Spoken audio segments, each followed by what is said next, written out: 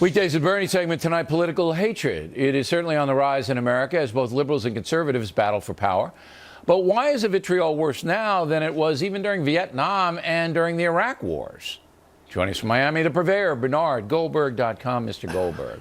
So I agree with you. I read your column on your website. I agree with you. It's now, I think, the worst that I've ever seen in my life.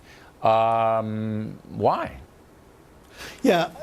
Let me agree with your lead-in. I do think it's worse than Vietnam, and I think, frankly, I think it's as bad as it's been since the Civil War.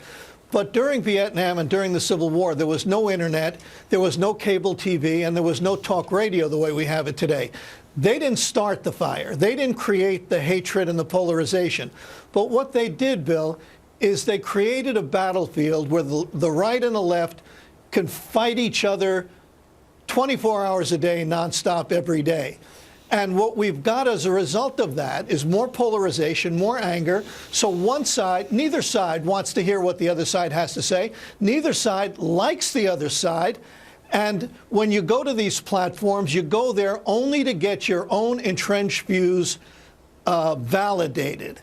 We wall ourselves off to anything we don't want to hear. We segregate ourselves to things we don't want to hear, and I think that creates even more polarization and more anger. All right. Now, I agree that the fuse gets lighted in the media because every little thing gets blown up into a big story because we have to fill time.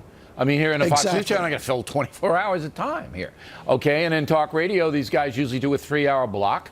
And they got to get calls, and they got to generate controversy. So any little thing, I call it small ball, is whipped up in. But it's a mentality thing, too, on the part of the consumer who Yes. absorbs it. Now, in Vietnam, and Bernie and I were, obviously eyewitnesses to what happened. You had Kent State where the kids shot down in the street, and then you had the counterculture attacking Johnson and then Nixon, and you had real, angst and violence in the streets.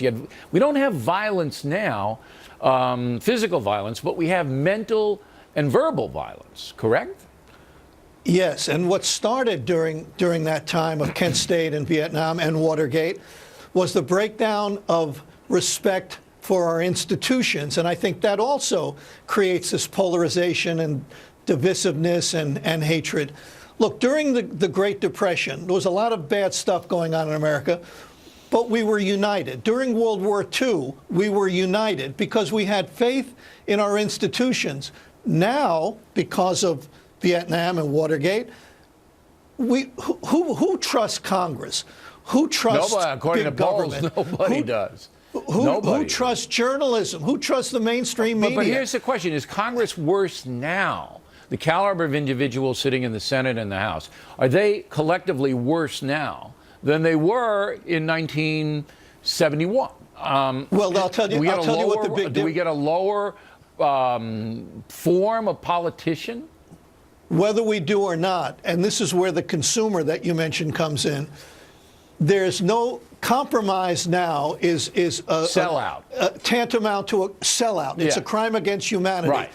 And that's because everybody today is afraid that consumer that you mentioned will call the talk radio station, will go on the website, and so they're afraid to compromise. They're afraid to be seen as sellouts. Again, this contributes to the polarization and the anger. And the fact that the democracy of the media, now knuckleheads who couldn't get a letter to the editor published years ago, now they go on the web, they write mail, and I'll bet you get a ton of hate mail. I don't read it, but we get it. But that brings me to the point of our society and the way that parents are raising children. Going back, I'd say 20 years ago, they're abdicating their responsibility in many, and certainly public schools are.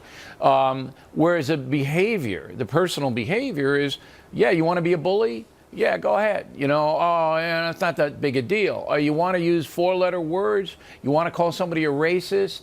You want to diminish your opposition? You want to dance on them, when they're down? Go ahead. So I do think it's just as much consumer-driven, individual behavior, as it is mass media behavior. Yeah, I think that's a good point. I think the bill that the bill that was rung up in the 60s is coming due today, because starting in the 60s it was, hey, do what you want. You don't have to respect authority. Do whatever you want. And that's what's happening. Yeah, and hey, LBJ, how many kids did you kill today? I mean, that started it, all right? Right. And Bill, on that matter, that's an important point. On that matter, in the last administration, the left called George Bush a Nazi, and that was just commonplace. Now, I get emails from people, and I mean this literally, I get emails from people today who think President Obama is worse. They hate President Obama as much as I hate Adolf Hitler. And I mean that literally. That's how angry things have gotten. You know, Bush was a Nazi. Obama is as bad as Hitler. And this is all coming from people who, as I say, couldn't get a letter published in a weekly newspaper if they tried. Now they have a forum. They have the internet. Absolutely. All right. Well, I think it's worth thinking about. Everybody's got to examine their own behavior, including me and including Goldberg.